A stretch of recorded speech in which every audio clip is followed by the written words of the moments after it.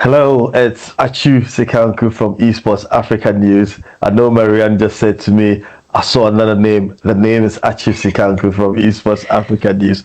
Hi, Maryanne. Welcome to Esports Africa News. The elusive Maryanne, because it's been like so many years that we've only engaged on LinkedIn and all, but today Mm-hmm. I'm happy to be speaking to you.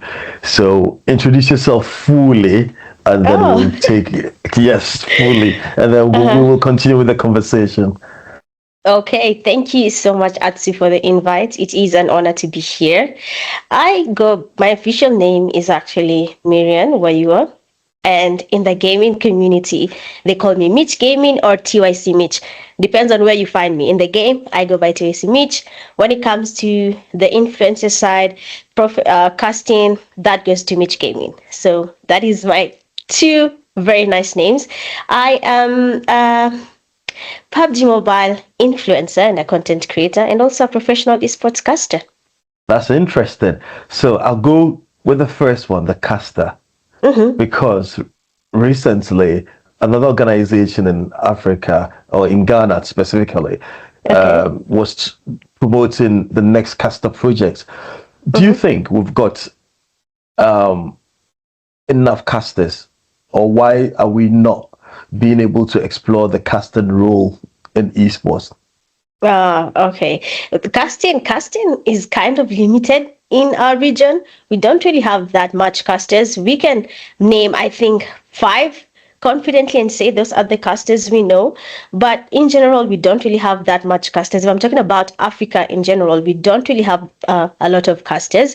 And I'd say the issue is they do not have the resources. Being a caster, you need to have a good microphone, you need to have a webcam, you need to have your lighting, you need to have literally everything. And then what's most important is how confident you can be in front of the cameras. And not everyone is confident. I mean, there's someone who's seated somewhere watching me and saying, I really want to be like Mitch, but their confidence is kind of limited. They're not sure if they can do it in front of the camera. So I do think that is the main concern for most of the people who are trying to be there. You've talked about a program. I'm not sure I've had the details about it, but if it's actually there, I think we do have a couple of people who might be interested in trying it just to become casters like me and the other casters in Africa.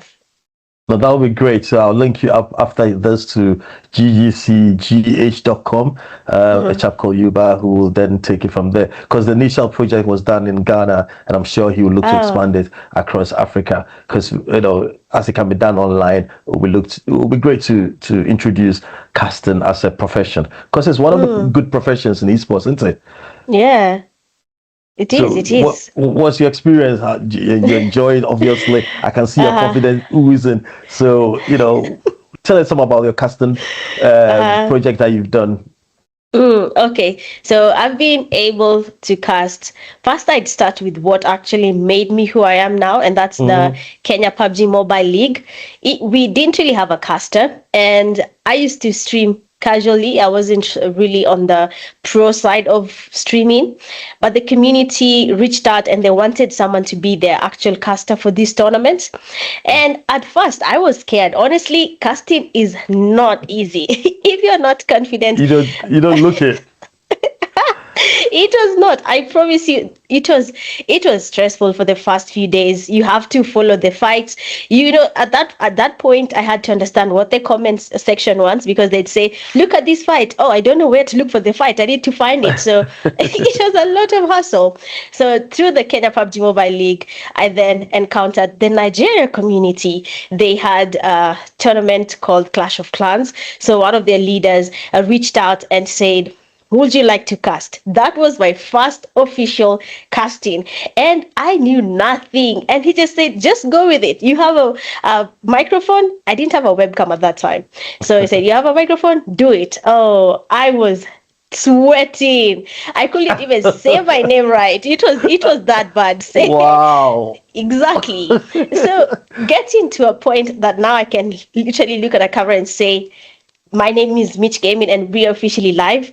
That took a lot of hustle. It was one step at a time. for me, after that, then came the official PUBG Mobile tournament. Of course, I had other regions reaching out, doing different casting for different regions. At that time, honestly, I want to say thank you to everyone who trusted me, even when I did not know how to say anything about the esports scene. So then came the PUBG Mobile National Championship. It was the first official tournament here in Nairobi, and they put me as a caster. And I believe that is when I saw the vision. I saw this is something I want to keep on doing. This is something I want to see myself grow in. I want to explore the opportunities that come with casting. What can I do to make it even better? What can I do to make it professional? And after that, now I found myself again casting PMAC, the first, again, biggest African tournament, another great opportunity. And that's how my journey started building now, the getting exposed to the global stage. Now people are reaching out, ISF reaching out for casting. That was everything. IGE coming in again. So that's how my journey has been around casting. And I can say it was eventful, a lot of downs, but I think the ups are finally covering the downs that I had. I think the experience is great because the way you're oozing with such confidence, I think, damn, you have been places with this because I've noticed you many times on LinkedIn and on socials, and hence we're talking now. But that's interesting, a journey for casting, because I know Africans try to play a lot of games. However, we fail to bring the entertainment side of the game in, because every tournament organizer will put up a tournament. They will just gather people in a room. But what we fail to bring is that entertainment value. And that's what casters, presenters, hype men bring to it. So for me, you have, in this short period, given me and maybe others who are going to listen to this, that esports is not just tournament, it's entertainment. And putting an event up, you need more than just the athletes sitting at a table playing the game. You need a caster to be able to tell others what they're watching, because that's the entertainment factor of it. And you've got personalities like you who can tell the story differently, bring in the people's visibility and their thought process through the journey. That is what we want. So that's impressive.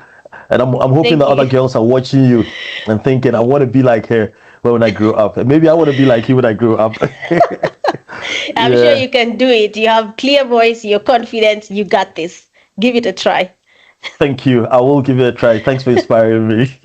So PUBG, we'll go back into PUBG, because is that a game you started playing, or what led you to PUBG? Why? And is it PUBG Mobile or PUBG console? Why PUBG?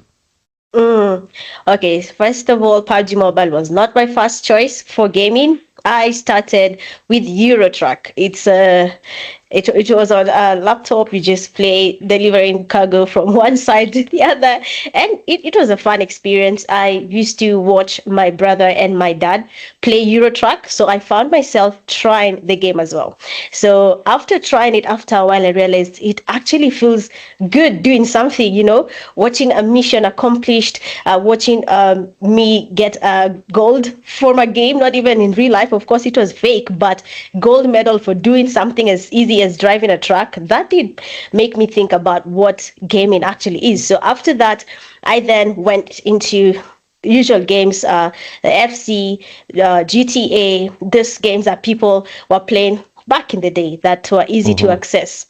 So after that, I then moved into mobile gaming. I did not really know much about PUBG Mobile. I was more into other games, Candy Crush and stuff like that. No, you're laughing at Candy Crush, but do you know there's a world competition for Candy Crush? I saw that. I think I should apply, because I think I can win something from that. Because it's a very important game, and loads of people are playing Candy Crush for money. So Candy Crush is quite an addictive game as well. It is. So after trying that, I went into Call of Duty. I started with Call of Duty. I looked at Call of Duty for a while. I played it, but it's not that it's not good. It's how do I put it? I did not have friends in Call of Duty. I did not know how to connect with people, and it took me a while to adjust around Call of Duty. So one day while in university, I met a friend who was playing a mobile game, and I decided to ask, what game are you actually playing? Because I thought it was Call of Duty. So, we can be friends, let's do this together. But he was actually playing PUBG Mobile. So I went on and downloaded the game and tried it. And the first